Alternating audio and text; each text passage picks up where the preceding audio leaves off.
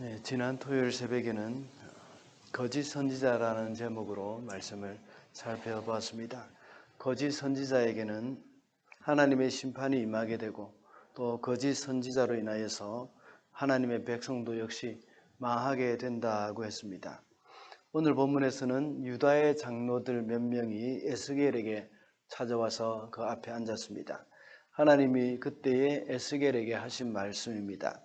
그들이 와서 주님의 뜻을 물을 때에 하나님께서는 그들에게 대답해 주지 않겠다고 말씀을 하셨습니다. 그리고 대답을 한다고 해도 재앙으로 응답하겠다고 말씀하십니다. 그리고 이러한 예루살렘 심판에 대한 이것은 하나님 앞에서 정당한 일이고 불가피한 일이 될 수밖에 없다는 것을 말씀하고 있습니다.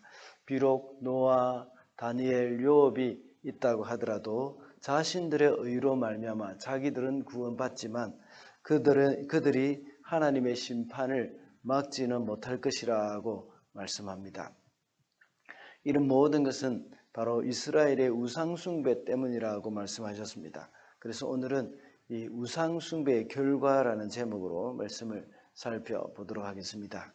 첫째로 우상숭배는 하나님과의 관계의 걸림돌입니다. 3절 말씀입니다. 사람아 그들이 여러 우상을 마음으로 떠받드는 사람들이며 걸려 넘어져서 죄를 짓게 하는 올가미를 자기들 앞에 둔 사람들인데 내가 과연 이런 사람들에게 질문을 받을 수 있겠느냐. 이스라엘 장로들이 에스겔을 찾아와서 하나님의 뜻을 물었습니다. 그러나 그 장로들의 마음에는 우상으로 가득해 있었습니다. 방금 읽은 세번역에서는 여러 우상을 마음으로 떠받드는 사람들이라고 번역을 하고 있습니다. 그런데 개역개정에서는 자기 우상을 마음에 들이며 라고 이렇게 번역을 하고 있습니다. 이들은 이미 우상 숭배로 말미암아서 심판을 받아서 그곳 바벨론까지 포로로 잡혀간 사람들입니다. 그러나 그들은 아직도 마음 깊숙한 곳에 우상을 모셔두고 그것을 마치 하나님처럼 섬기면서 살았습니다. 이렇게 마음속에 우상이 가득한 가운데서도 그들은 하나님의 뜻을 묻기 위해서 에스겔을 찾아갔던 것입니다. 에스겔은 지난 8장에서 우리가 살펴봤던 것처럼 70명의 장로들이 예루살렘 성전에서 애굽의 신들, 많은 곤충과 벌레들, 부정한 짐승들을 섬겼다는 것을 우리가 보았습니다. 에스겔이 거기서 환상 중에 그들이 우상 숭배하는 것을 보았다고 했습니다. 온갖 벌레와 불결한 짐승 이런 것들은 다 애굽의 신들을 이제 상징적으로 보여주는 것이죠.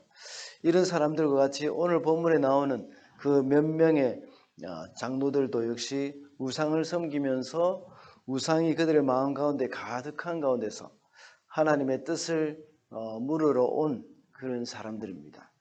그들에게 하나님은 응답하지 않으시겠다고 말씀하셨습니다. 응답을 하더라도 재앙으로 응답하겠다고 하셨습니다. 이것은 하나님이 그들과 관계를 하지 않겠다는 겁니다. 그들이 우상 숭배를 하는 한 하나님은 그들과 상종하지 않겠다 하는 그런 하나님의 뜻입니다. 이 말씀은 지극히 당연한 말씀이죠. 다른 우상을 섬기면서도 하나님께 나아가서 기도한다는 것은 아내가 다른 남자를 만나면서 남편과 함께 산다는 그런 말과 동일한 것입니다. 이것은 그 누구도 용납이 되지 않는 그런 의미이죠. 하나님께 나아가는 자는 반드시 자기 마음에 있는 그 우상을 제거해야 하는 겁니다. 하나님보다 더 사랑하는 것들, 그리고 하나님보다 더 의지하고 있는 것들을 이제 다 내다버려야 합니다. 그리고 하나님 앞에 내 그런 마음들을 내어놓고 내 속에 이런 마음이 있다는 것을 고백하면서 하나님 내가 이것을 없앨 수 있도록 도와달라고 그렇게 기도해야 하는 겁니다. 그렇게 할 때에 우리는 참된 자유를 누리고 또 하나님과의 그 깊은 교제가 이루어지게 될 것이라는 겁니다. 둘째로 우상 숭배는 두려운 심판을 가져오게 합니다. 21절입니다. 나 주 하나님이 이렇게 말한다. 내가 예루살렘에서 사람과 짐승이 사라지게 하려고 나의 4가지 맹렬한 짐승 재앙들 곧 전쟁과 기근과 사나운 짐승과 전염병을 거기에 보낼 때에 그 해가 얼마나 크겠느냐. 21절 전까지는 계속해서 하나씩 재앙에 대해서 4가지 재앙에 대해서 말씀을 하셨죠. 전쟁과 기근과 그리고 사나운 짐승과 전염병에 걸렸을 경우에 이런 일이 일어난다는 것을 말씀하고 있습니다. 그리고 나서 21절에서 예루살렘의 4가지 재앙 이것이 다 임할 것이라는 것을 말씀합니다. 전쟁과 기근, 사나운 짐승과 전염병 이것은 그때 당시에 가장 그들이 생각하고 있는 인간에게 임할 수 있는 무서운 재앙이라는 그런 생각을 가지고 있었습니다. 그리고 저주라는 그런 인식이 널리 퍼져 있었습니다. 본문에서 하나님이 이것은 4가지 맹렬한 재앙이라고 말씀하십니다.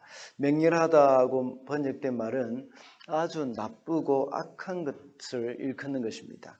도덕적인 측면에서 악한 것이 아니라 이 사람의 경험과 느낌상 이것이 견디기 아주 힘든 나쁜 그런 것이라는 것을 말씀하고 있는 겁니다. 이렇게 맹렬한 것이 임한다는 겁니다. 이것을 재앙과 연결해서 말씀을 하셨습니다.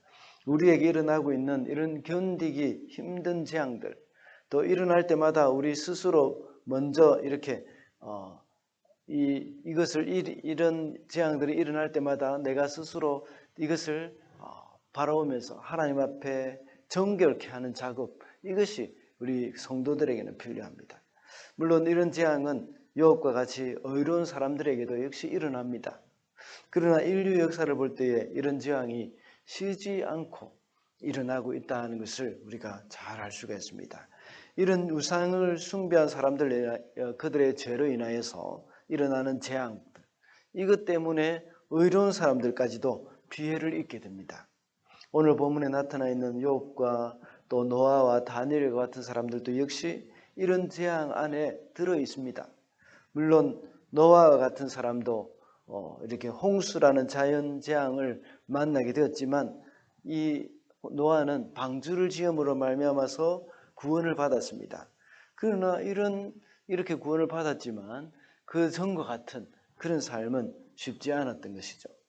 또한 다니엘과 같은 이런 사람들은 그들의 조상들의 죄로 인하여서 바벨론으로 사로잡혀갔습니다. 그러나 거기서 다니엘은 이방 땅에서도 하나님의 위대하심을 드러냈던 인물입니다. 그뿐만 아니라 예레미야의 서책에 기록된 그 예레미야의 예언을 읽으면서 하나님 앞에 자기들의 조상들의 죄 이것이 마치 자신의 죄인 것처럼 이 하나님 앞에 회개하며 기도했던 사람이었습니다.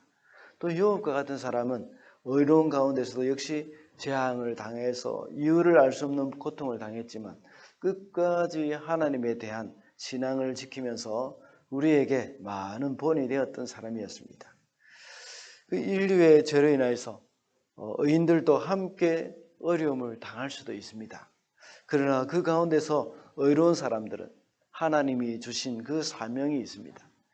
오늘날 우리 성도들도 역시 재앙이 임할 때에 우리 주님이 기뻐하시는 삶으로 반응을 해야 합니다.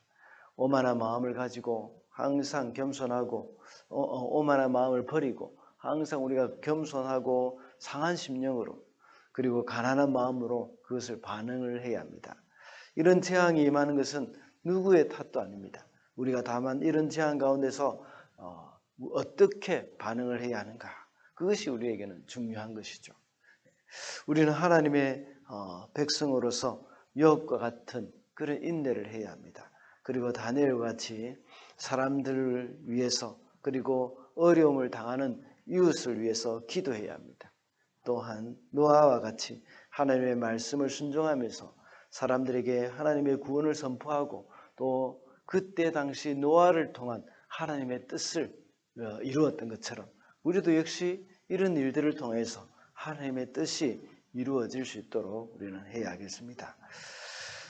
말씀을 맺겠습니다. 오늘은 우상숭배의 결과라는 제목으로 말씀을 살펴봤습니다. 우상숭배는 하나님과의 관계에 있어서 걸림돌이었고 또 우상숭배는 두려운 심판을 가지고 온다고 했습니다. 우리 속에 하나님이 기뻐하시는 것이 있는지 또 하나님이 싫어하시는 것이 있는지 그것을 돌아보고 이 땅에 임하는 재앙 가운데서 욥이나 다니엘이나 또 노아와 같이 반응을 하며 하나님을 기쁘시게 하는 그런 저와 여러분이 되시기를 바랍니다.